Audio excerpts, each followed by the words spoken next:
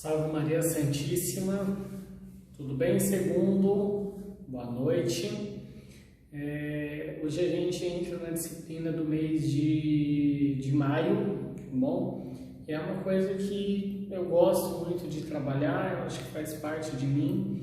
Na verdade, eu acho que faz parte de todos nós a partir do momento que a gente começa a se colocar no lugar do outro. A partir do momento que começamos a ter empatia. A partir do momento que a empatia começa literalmente a fazer parte da minha pessoa, não só como pessoa, mas como parte de uma sociedade, como parte de uma família, como parte do mundo como um todo. Aí a gente começa a enxergar algumas coisas diferentes, a gente começa a entender o mundo de uma maneira um pouco diferenciada, tá? E aí o que a gente vai começar a entender de tudo isso? As limitações, tá bom? Então, antes de falar de inclusão, eu costumo dizer que todos nós temos limitações, todos nós temos dificuldades, mas a gente prefere ter um olhar um pouco mais crítico para a dificuldade do outro do que para a nossa. A gente prefere apontar o problema do outro do que buscar uma solução para os nossos problemas ou do que tentar ajudar o próximo. Tá? E a inclusão acho que tem muito a ver com isso, de eu criar possibilidades. A pessoa que vai ser inclusa, seja em qualquer meio que for, ela não precisa e nem tem que ser tratada como coitada, como a que não consegue, como ai tadinho, ô dó, ele não vai conseguir, a gente tem que ter dó dele, de maneira alguma. Nós apenas temos que viabilizar uma maneira de que ela consiga realizar a tarefa dela. Então a gente vai ver que muitas pessoas acabam tendo algum comprometimento e mesmo com esse comprometimento elas desempenham muito melhor do que nós, pessoas normais, muitas tarefas. Tá? Então a gente fala, nossa, eu sou normal, e a pessoa que tem algum tipo de deficiência desempenha o papel melhor que eu? Muitas vezes sim. Muitas vezes o que se diz normal acaba tendo muito mais limitações, tem mais amarras do que uma pessoa que tem algum tipo de dificuldade a mais, alguma deficiência, tá bom? Algo específico, particular dela. Então a gente vai partir desse princípio, tá? Todos nós temos alguma limitação. Todos nós temos alguma dificuldade e todos nós em algum momento da vida precisamos ou precisaremos de algum tipo de adaptação, algum meio auxiliar para que a gente consiga tocar o barco da melhor maneira possível, com que a gente consiga se organizar, tá bom? Primeiro público que a gente vai falar é da inclusão da visão, o pessoal que é deficiente visual. E aí a gente vai entender essa questão da deficiência visual como se tivesse ou não, ela tem alguns níveis.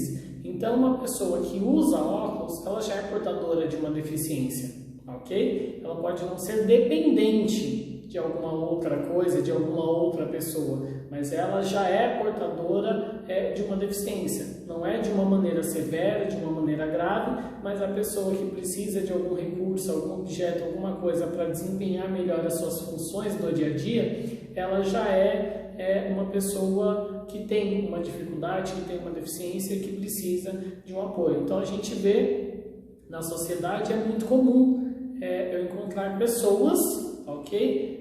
Que usam óculos, então é muito normal isso, extremamente corriqueiro. Quem de nós não tem alguém na família ou não conhece ninguém que usa óculos? Todo mundo acaba entendendo. Só que eu não considero, Thiago não, a sociedade não considera essa pessoa como uma portadora de necessidades especiais, tá? Ela precisa do óculos. Então, ela tem essa necessidade, ela precisa de um apoio melhor. Só que como o óculos para ela já resolve, então a sociedade olha para ela e fala, não, ela é normal, tudo tranquilo.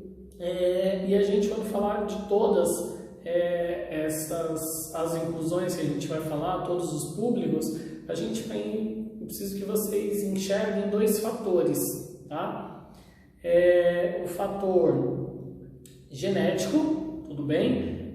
Então aquela pessoa que já veio de nascença, tá? Ela já nasceu com aquela dificuldade, com aquele comprometimento, ok? Então a gente vai dizer que ela já nasceu com aquilo, já é uma coisa que veio com ela, desde que ela começou a ter consciência, que ela se conhece por gente, ela já carrega isso. E nós temos as pessoas que adquirem, tá? Que ao longo do tempo ela não tinha nenhum comprometimento, mas ela já tinha alguma doença que já gerava para ela uma predisposição, ou ela sofreu um incidente, um acidente e veio adquirir aquilo. Então eu preciso que vocês entendam essas duas coisas. Tem a pessoa que já nasceu, tá? Que é uma coisa congênita, já veio com ela, e a pessoa que adquiriu, tá? Para a pessoa que já nasceu com aquilo, costuma-se dizer que é mais fácil encarar o mundo, viver, tá? Porque ela já nasceu com aquilo, do que uma pessoa que estava adaptada a uma vida normal e de repente teve que perder alguma coisa. Então vamos exemplificar na primeira modalidade que a gente vai falar, que é a deficiência visual. Então uma coisa é a pessoa que nunca viu cor, que nunca viu formas, que ela não sabe como são as coisas. Outra coisa é uma pessoa que sabe, que viu, que conhece tudo isso e de repente ela perde. Repentinamente, seja um acidente, alguma coisa, ela perde tudo isso. Então, para essa pessoa que nunca viu, a perda parece que é menor, porque ela não conhece. Tá? Ao contrário de quem conhece cor, formas, enxerga aquele monte de coisa, o raio do sol, a nuvem passando, e de repente ela perde tudo isso. Esse show de cores, tudo isso ela acaba perdendo. Então isso é um baque muito grande. Então, quem já nasceu, muitas vezes, não é uma regra, tá? Pode encarar muito melhor a situação do que alguém que adquiriu ao longo da vida. Tudo bem? Contrapartida, nós temos muitas pessoas que, teoricamente, enxergavam muito bem, perderam a visão, e a partir do momento que ela perde a visão, ela se redescobre como pessoa. Ela perde aquelas amarras que ela tinha, e aí ela começa a fazer outras coisas com uma excelência tão grande que ela fala, gente, minha vida começou a ter um sentido diferente depois que eu perdi a visão. Eu descobri que eu podia fazer muitas coisas que quando eu me enxergava, eu me restringia, eu me limitava. Então é muito interessante, isso vai de pessoa para pessoa, de psicológico para psicológico, tá bom? Então essa é a primeira coisa que eu queria que vocês entendessem. E aí eu coloquei como sugestão para todas as deficiências, eu coloquei e pedi para vocês se colocarem no lugar dessas pessoas, para pensarem em ações, estratégias, em jogos e brincadeiras, tá bom? Então, a pessoa que começa ali com uma deficiência leve, ok, visual, que ela usa óculos, ela cria a dependência do óculos e a vida dela vai normal. E a gente vai ter aquela pessoa que tem baixa visão, que o óculos não consegue ajudá-la, ela só consegue enxergar vultos, tudo bem? E a gente vai chegar na questão mais difícil, que é a questão da cegueira, propriamente dita. Aí ela não enxerga vultos, não enxerga nada, tá bom? E aí vem aquela questão do, Thiago, tem relação tudo isso com Paralimpíada? Tem, e muita. E a gente começa a ver o show que essas pessoas dão de superação, de força de vontade, de determinação por conta de tudo isso, tá? Trouxe para vocês aqui muito rápido, tá? Esse aqui é um tabuleiro, tá bom? Foi confeccionado na época da EJA. Eles tinham que fazer uma atividade adaptada, tá? Para o deficiente visual. E aí eles criaram um tabuleiro de damas. Então as peças eram tampinha, tá? Aquela tampinha de metal, mais fininha por conta da textura, e tampinha de garrafa PET, aquela mais alta para ele saber onde está. Os quadrados, apesar de parecer que é só cor diferente, a textura deles é diferenciada. Então aqui eu tenho um pedaço de EVA e aqui um pedaço de lixa, Então isso, quando eu toco no tabuleiro, ok? Ele me dá essa diferença para eu saber qual é a casa, onde estão as peças, tá bom? Então esse aqui foi um trabalho desenvolvido para eles, então é sensacional, fantástico a organização e como foi feito esse trabalho, tá bom? Depois disso, eu tenho aqui em cima o pessoal que tem deficiência auditiva, é o pessoal que é surdo, tá? E aí algumas vezes a gente fala, é surdo e mudo. Não, ele é surdo, tá ok? Só que como ele não ouve o som, é muito mais difícil para ele emitir as palavras, tá bom? Então normalmente a gente vê que ele consegue emitir som. Eles fazem aquele então o som ele consegue emitir. Porém, quando ele não consegue escutar, ele não consegue distinguir e diferenciar as letras, as palavras em si, então ele tem uma dificuldade maior de conseguir verbalizar, vocalizar, soltar essa voz. Então isso é uma dificuldade a mais que eles têm, tá bom? Mas a mesma coisa, não é porque ele é surdo que ele não faz leitura labial, ele faz leitura labial sim. Então muitas vezes eu falo, vou falar mal dele porque ele não está me... Não faça isso, ele vai fazer a leitura labial e vai se organizar. Outra coisa muito importante do surdo é que para nós ouvintes, tá? A gente que ouve, nossa primeira língua é o português, tá bom? Do surdo, a primeira língua dele, a língua matriz dele, a língua mãe vai ser Libras, tudo bem? Então ele tem lá o alfabeto dele direitinho, tudo organizado, com que ele se comunica. Infelizmente, nosso país ainda está engatinhando passos muito lentos nessa questão de acessibilidade, de ter intérprete de Libras. Então toda instituição pública deveria ter um intérprete para organizar. Gente, o surdo não fica doente, o surdo não precisa de informação, ele precisa de tudo isso. Só que a nossa sociedade, infelizmente, ainda não está pronta para tudo isso, para atender todos os tipos e todas as necessidades que nós temos no dia a dia. Então, a mesma coisa do visual. O surdo, ele pode já nascer surdo, ou ele pode desenvolver isso ao longo da sua vida. Pode ser uma coisa congênita ou uma coisa adquirida, tá bom? E aí, literalmente, eu me organizar. A gente vê uma outra situação que ocorre, normalmente em competições olímpicas, essas coisas, vamos falar de uma natação propriamente dita, o estímulo para eles são sinais visuais, tá? Uma vez que o sonoro para ele não adianta de nada, então os estímulos visuais para eles são muito importantes, tá bom? Assim como aqui no pessoal que tem uma deficiência visual, a parte de audição acaba ficando muito mais aguçada. Então tem aquele futebol de 5, futebol de 7, que tem a bola com guizinho que vai guiando eles. Para nós, muito difícil. A gente for tentar fazer isso, você vai ver a dificuldade que vai ser. Mas com treino, o dia a dia, a gente vai se adaptando e consegue, tá bom? Última parte aqui que a gente vai falar é da parte motora, tá? Coloquei para vocês como uma paraplegia. Então, também algumas doenças, algumas crianças, algumas pessoas que já podem nascer com isso, ou até mesmo adquirido. Boa parte é adquirido, tem algumas que por conta de doenças.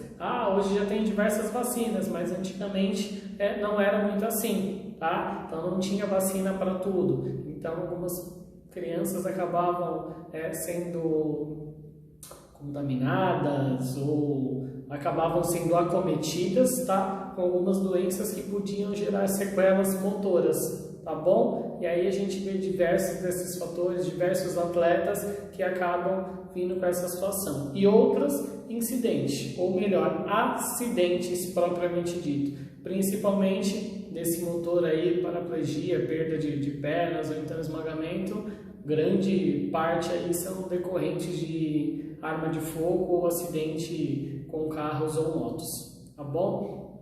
E é a mesma coisa, nessa situação, comprometimento vem do quadril, da cintura para baixo, então dali para baixo a pessoa não tem mais um controle motor propriamente dita. Por quê? A medula dela foi acometida, foi lacerada e daquele ponto para baixo, infelizmente, já não vai ter mais movimento ou sensibilidade. Então tudo que é por instinto, ok? Dela, parte de órgãos vitais, vai organizar. Tudo aquilo que precisa que o cérebro comande, ok? Ela vai perder essas funções. Então, ela não vai conseguir ter movimento, não vai conseguir ter sensibilidade. Por quê? Quem manda no corpo? Cérebro. Então, se eu tenho um estímulo de dor lá no pé, esse estímulo viaja pela minha perna, medula, chega no cérebro e ele processa. Dor. Se eu tenho,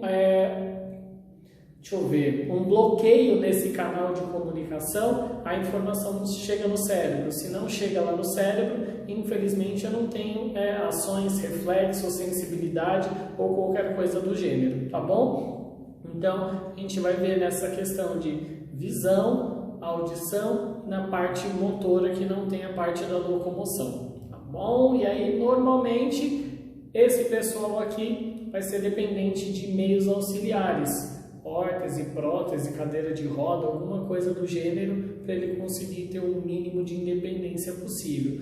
Enquanto nesse aqui, a dificuldade dele é locomoção, porque ele não enxerga, então ele vai esbarrar, ele vai precisar de apoio, de suporte, a bengala, que auxilia bastante.